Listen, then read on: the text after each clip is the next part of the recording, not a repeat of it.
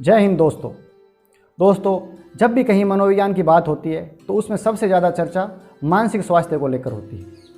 और आजकल तो ये बात बहुत अधिक चर्चा में है कि इस भागदौड़ भरी ज़िंदगी में कैसे अपने मानसिक स्वास्थ्य को बनाए रखा जाए।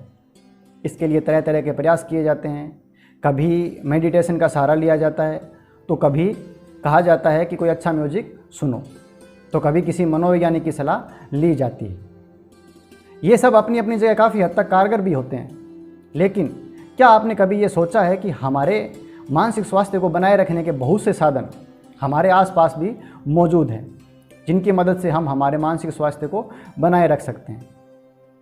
उनमें से जिनकी बात मैं इस वीडियो में करूंगा वो है हमारे सामाजिक रीति रिवाज या परंपराएं, जिन्हें हम आज आधुनिक दिखने के चक्कर में छोड़ रहे हैं। जी हाँ दोस्तों, हमारे जो अनेकों रीति रिवाज है वो हमारे मानसिक स्वास्थ्य को बनाए रखने में बहुत सहयोग करते हैं। उनमें से कुछ का महत्व मैं आज उदाहरण के साथ इस वीडियो में बताऊंगा।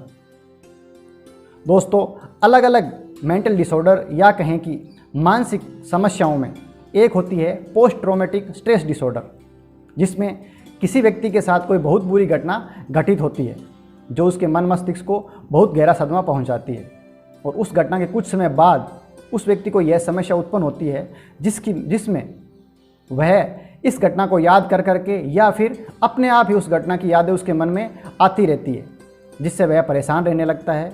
उसके साथ नींद ना आना, बुरे सपने आना, अचानक से डर लगना या किसी बात को जानबूझ के इग्नोर करना जैसी बातें होती है। क्योंकि ये सब बातें उसके साथ पहले से घटित दुखद घटना के प्रभाव के कारण होती है, इसीलिए इसे पोस्ट ट्रॉमेटिक स्ट्रेस डिसऑर्डर कहा जाता है।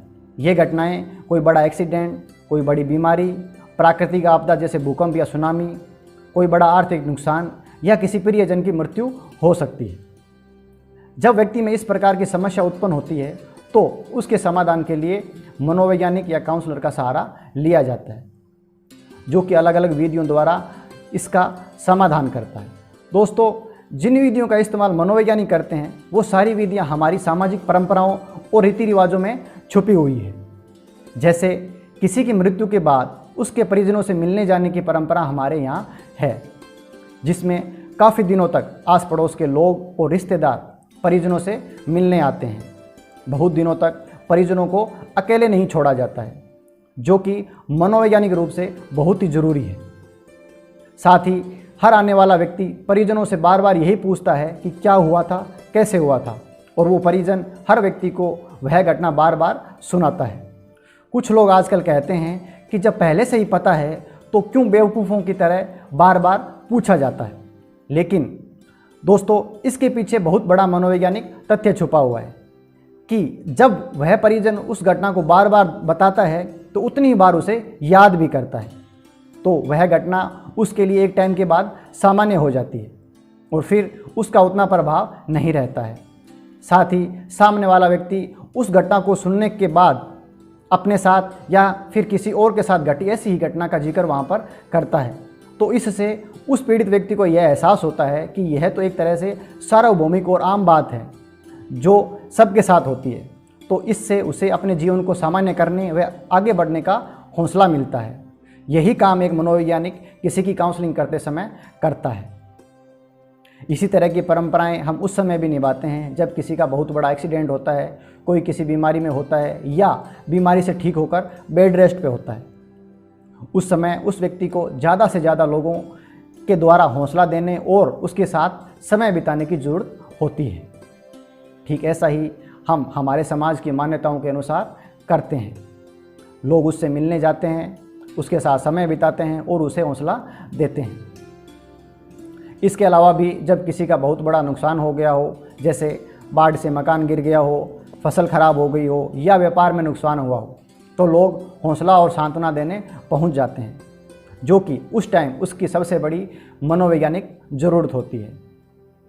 ऐसी ही बहुत सी परंपराएं हैं जो हमारे मानसिक स्वास्थ्य को बनाए रखने में सहयोग करती है। एक वीडियो में सबको बताना संभव नहीं है, बाकी का किसी और वीडियो में बताने की कोशिश करूँगा।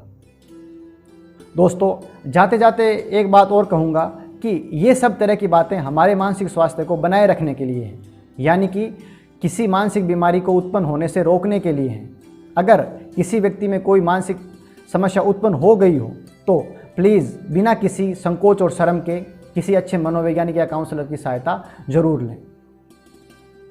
आपको इस वीडियो में दी गई जानकारी कैसी लगी कमेंट करके ज़रूर बताएं। साथ ही वीडियो को लाइक और चैनल को सब्सक्राइब करना ना भूलें। धन्यवाद। जय हिंद।